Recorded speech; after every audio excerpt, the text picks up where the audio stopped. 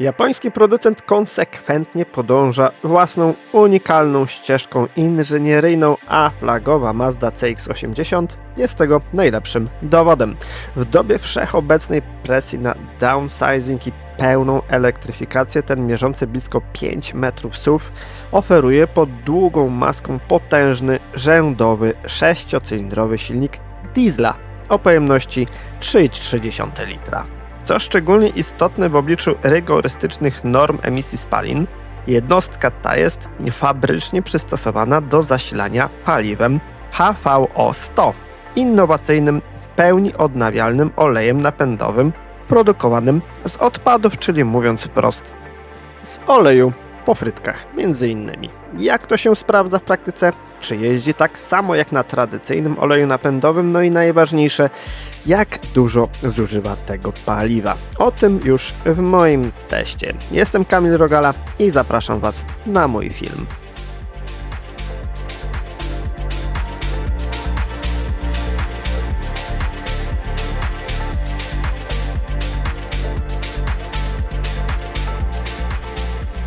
Oczywiście zanim przejdziemy do jazdy testowej i opowiadania o tym modelu, a w szczególności o silniku i paliwie, rzućmy okiem do bagażnika. Przy okazji, jak Wam się podoba CX-80? Ja nie jestem wielkim fanem proporcji tego modelu, ale za to wnętrze jest moim zdaniem genialne i właśnie zaczniemy od bagażnika, który w takiej konfiguracji czteroosobowej ma nawet niezłą pojemność 566 litrów. Oczywiście są dodatkowe gniazdka, źródło prądu, haczyki, a pod tą grubą, wielką wykładziną mamy oczywiście miejsce na roletę. Bardzo fajne rozwiązanie i zawsze to chwalę, że tutaj można tą roletę włożyć. Zestawy naprawcze i tak dalej. Na łeb mi upadła ta podłoga podwójna. Mamy oczywiście dodatkowe dwa pełnoprawne hotel. No może z tym pełnoprawnym trochę przesadziłem, ale sami zobaczycie, że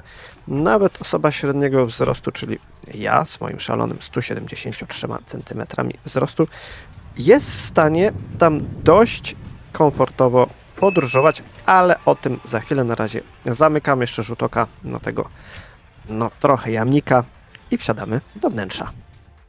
I tutaj taki mały rzut oka na poziom spasowania tylnej klapy. No, coś tutaj ewidentnie poszło nie tak i nie wiem, czy to wina tego konkretnego egzemplarza. To norma, oby nie. Oczywiście drzwi się zamknęły. Otwieramy ogromniaste drzwi, które otwierają się swoją drogą prawie pod kątem prostym. Zobaczcie, bardzo, bardzo wygodnie się tutaj wsiada.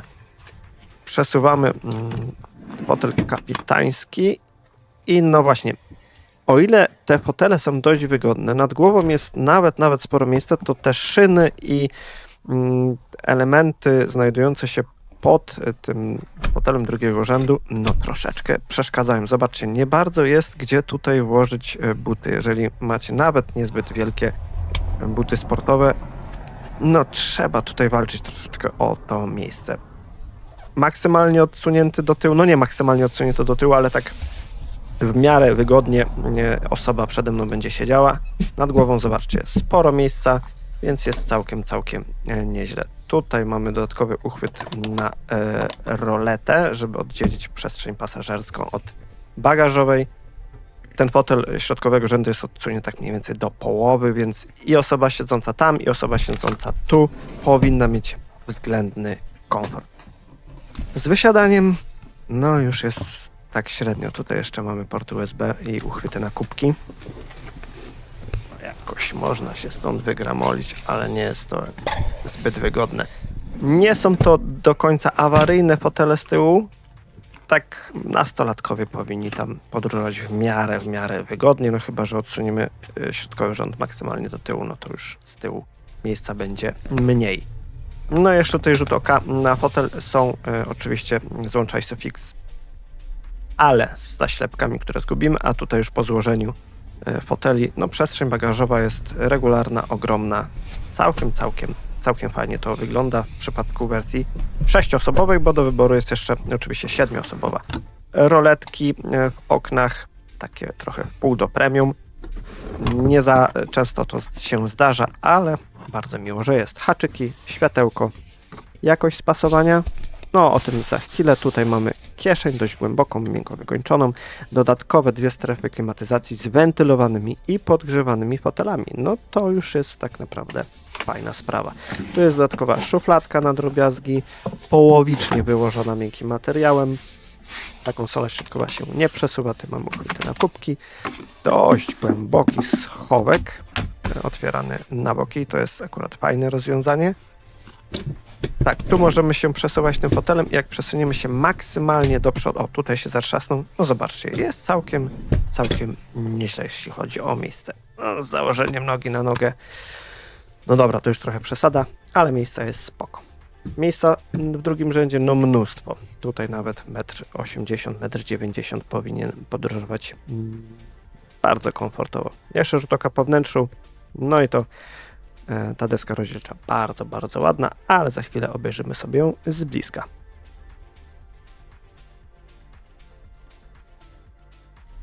No nie ukrywam, że ten napis naprawdę budzi sympatię do tego samochodu, ale o tym porozmawiamy sobie później. Teraz jeszcze rzut oka na tył. No tutaj naprawdę można bardzo przyjemnie podróżować na długich dystansach. Zresztą ten samochód jest idealnie stworzony do tego, żeby pokonywać bardzo długie dystanse.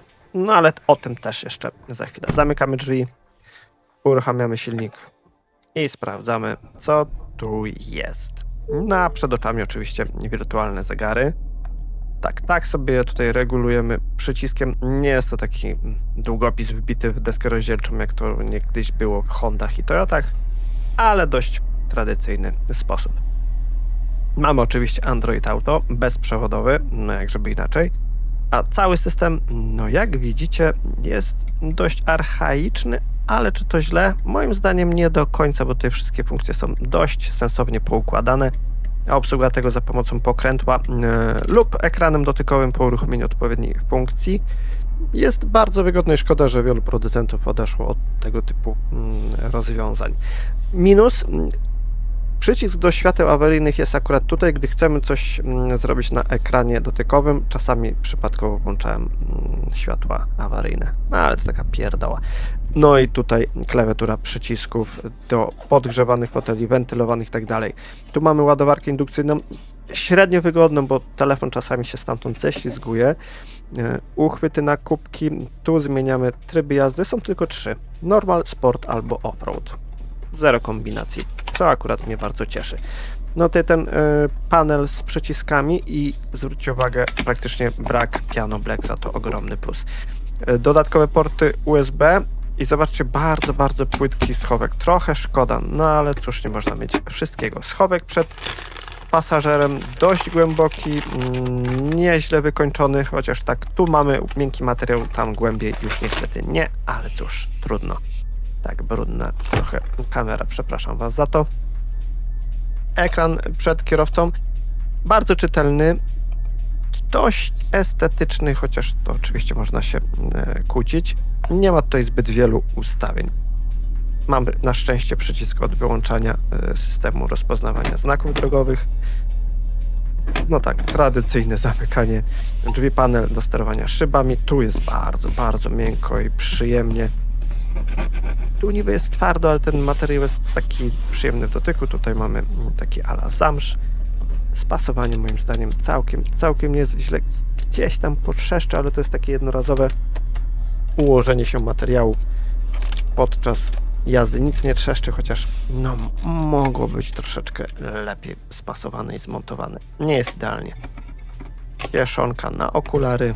Oczywiście manualne otwieranie okna z normalną fizyczną roletą. Można rzec, że ten samochód jest trochę taki oldschoolowy, ale w takim najlepszym moim zdaniem wydaniu. Szkoda, że inni tacy nie są.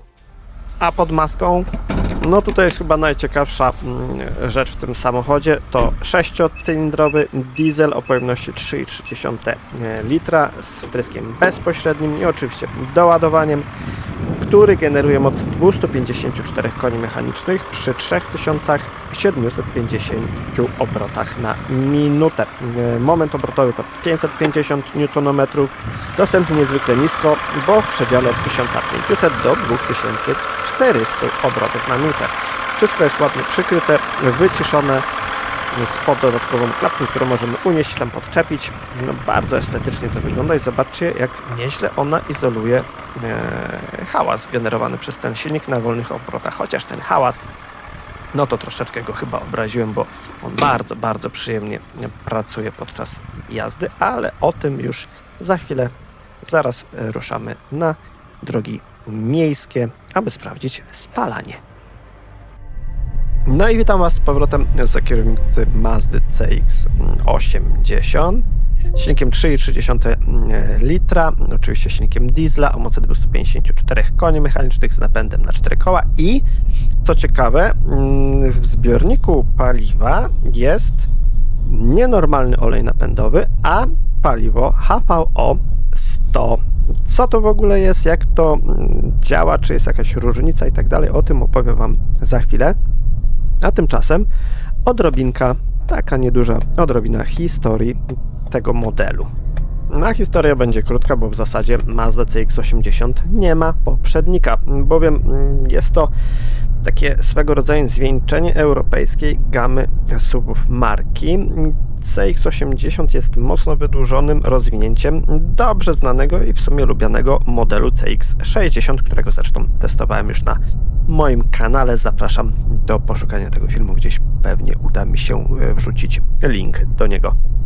Samochód bazuje na nowoczesnej platformie dostosowanej do wzdłużnego układu napędowego, która konstrukcyjnie faworyzuje przekazywanie mocy na koła tylnej osi, zapewniając genialne właściwości jezdne. Zresztą w ofercie jest wersja oczywiście z napędem tylko na tylną oś A. Tutaj testujemy wersję AWD. Podczas gdy na rynku północnoamerykańskim Mazda wprowadziła jeszcze szerszy wariant oznaczony jako CX-90.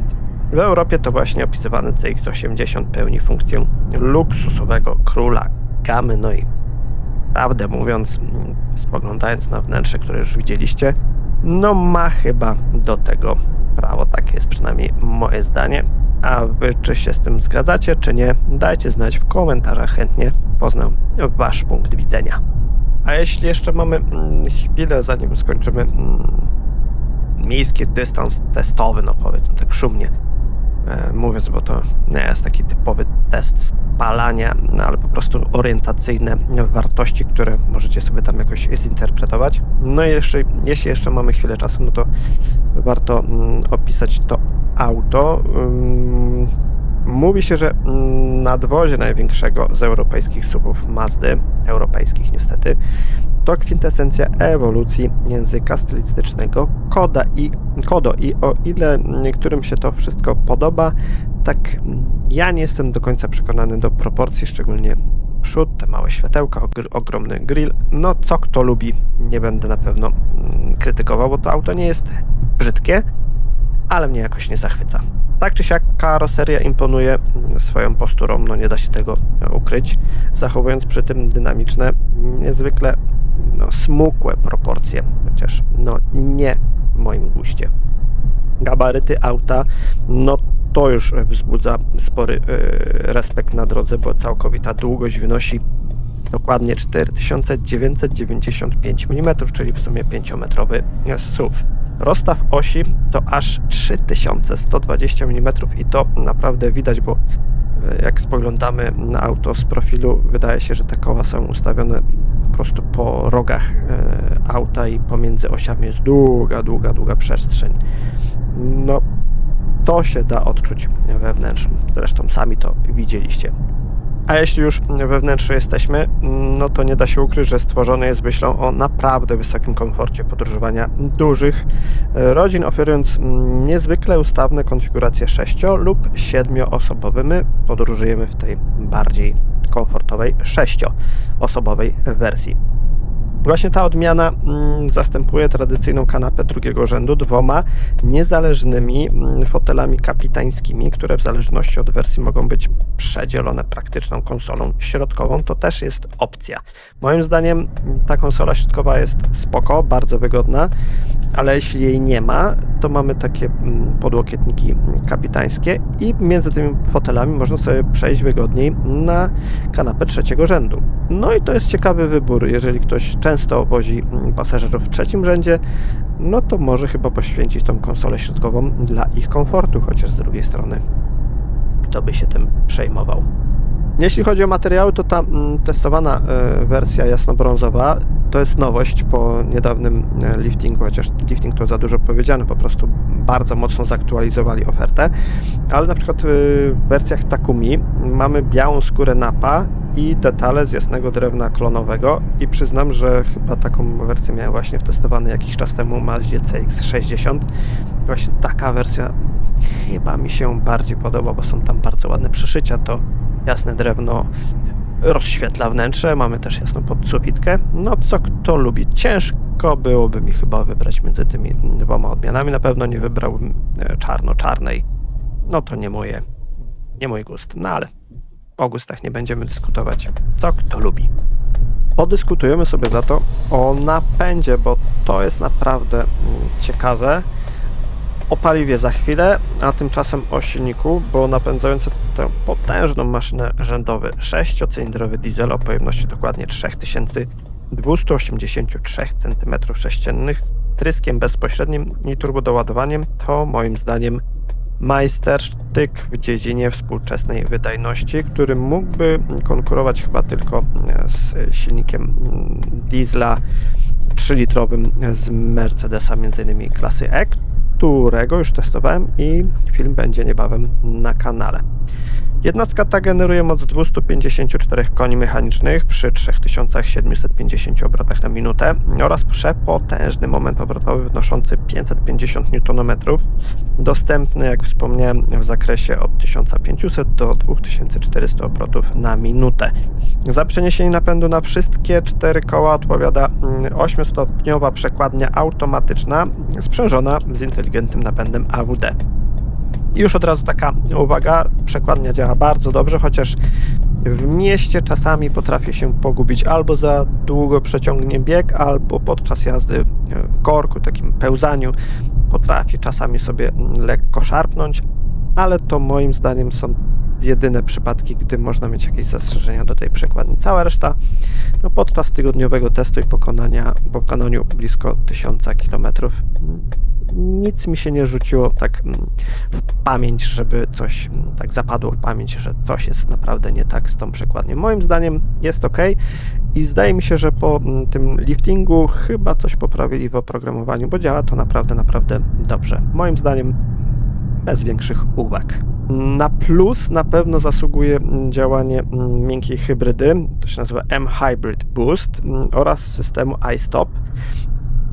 Głównym zadaniem tych systemów jest eliminowanie turbodziury, wygładzanie pracy układu start-stop oraz radykalne obniżanie uciążliwej szczytowej emisji spalin. I o ile tam start-stop działa bardzo sprawnie, tak bardzo spodobał mi się system żeglowania, który uruchamia się przy delikatnym odpuszczaniu pedału gazu, na przykład gdy jedziemy równomierną prędkością albo po prostu dojeżdżamy do świateł i działa on nawet wtedy, gdy naciskamy pedał hamulca, co jest niezbyt typowe, bo w niektórych autach z takim systemem żeglowania, gdy naciśniemy pedał hamulca, od razu uruchamia się silnik, żeby wspomagał hamowanie też silnikiem. Tu tego nie ma. Źle? Dobrze? Nie wiem, ale to naprawdę działa bardzo fajnie i potrafi znacząco obniżyć zużycie paliwa.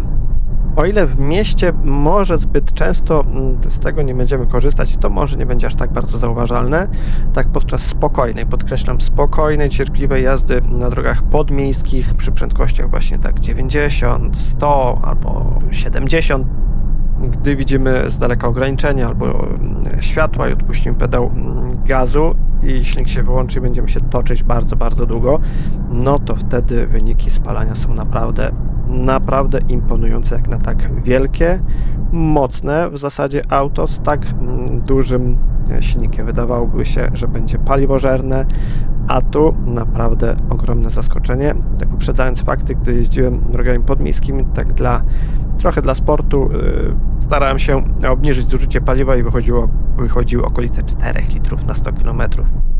No nieźle, a w mieście, no sami zobaczcie, 5,8 litra na 100 km.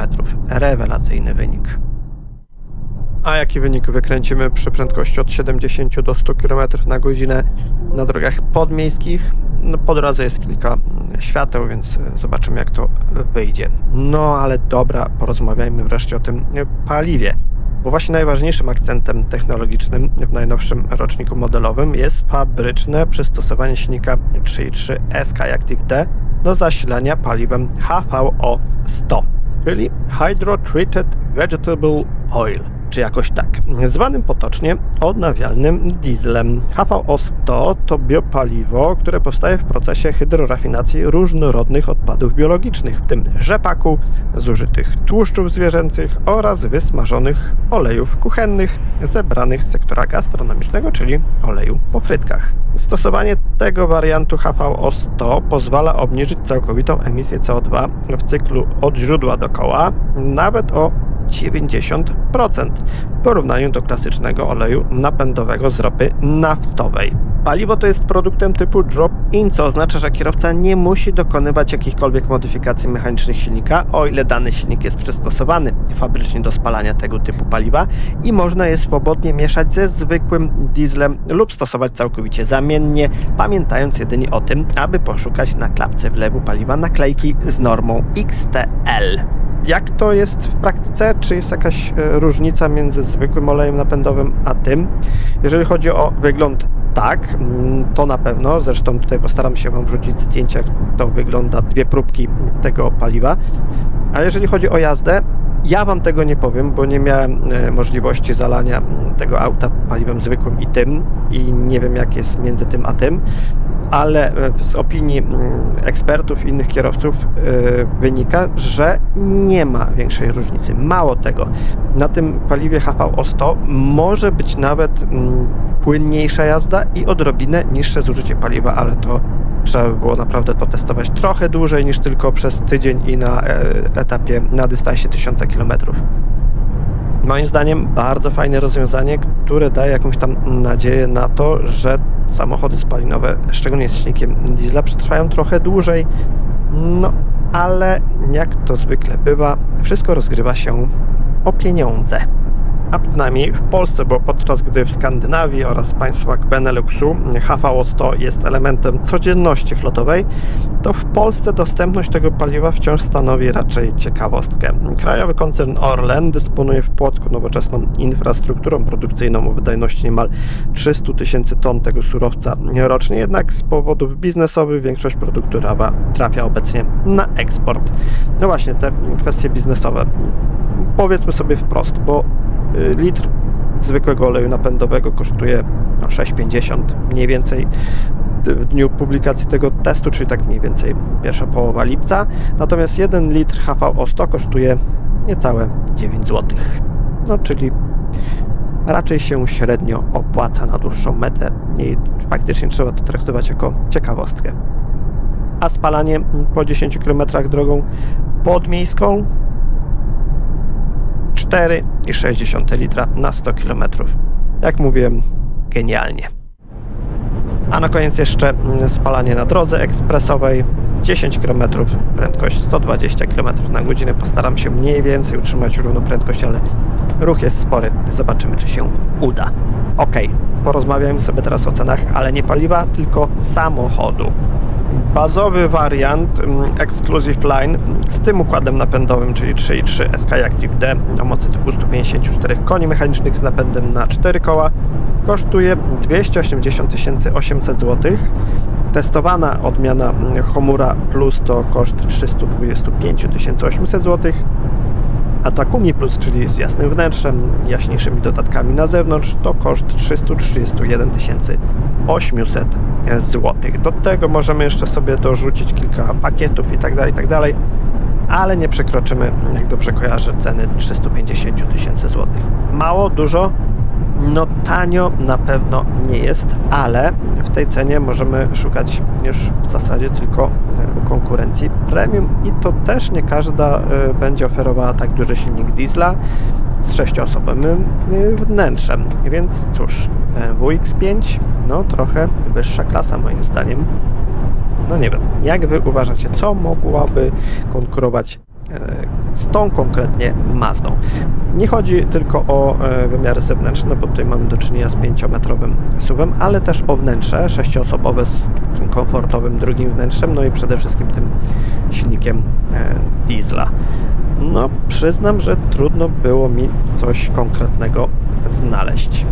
No okej, można by było jeszcze rozważać Volvo XC90, czy nawet Toyota Highlander, czy właśnie wspomniane BMW X5 czy Audi Q7. Ale jeżeli byśmy je doposażyli o takie rzeczy, które mamy w Maździe, wentylowane, podgrzewane fotele z przodu, z tyłu, obawiam się, że ceny tych samochodów byłyby jeszcze wyższe i na pewno przekroczyłyby tą barierę 350 000 złotych. No i wypadałoby jeszcze podsumować. Być może Mazda CX-80, CX-60 to nie są auta naszpikowane nowoczesnymi technologiami i krzyczące wszemi wobec, że są technologicznymi gadżetami, ale to jest chyba w nich najważniejsze. A jak ze spalaniem? Po 10 km drogą ekspresową jest to 6 litrów na 100 km. Rewelacyjny wynik, wciąż jak na tak duże auto. Na koniec sprawdzimy sobie jeszcze elastyczność od 90 do 120 km na godzinę. Najpierw tryb normal. No i dźwięk tego silnika moim zdaniem jest rewelacyjny. A teraz jeszcze tryb sport. Różnicy chyba nie będzie zbyt dużej. Naprawdę ciężko poznać, że to jest silnik diesla. No i w sumie to by było chyba na tyle. Dajcie znać, co myślicie o tym samochodzie i w ogóle o paliwie alternatywnym, to HVO100, czy to ma szansę? No pewnie by miało, jeżeli byłoby tańsza, tak? No nie wiem, czy ktoś będzie chciał dopłacać 30% do ceny paliwa tylko dlatego, że jest ono bardziej ekologiczne. No cóż, bardzo Wam dziękuję za oglądanie, zachęcam do subskrybowania i do zobaczenia przy okazji kolejnego testu.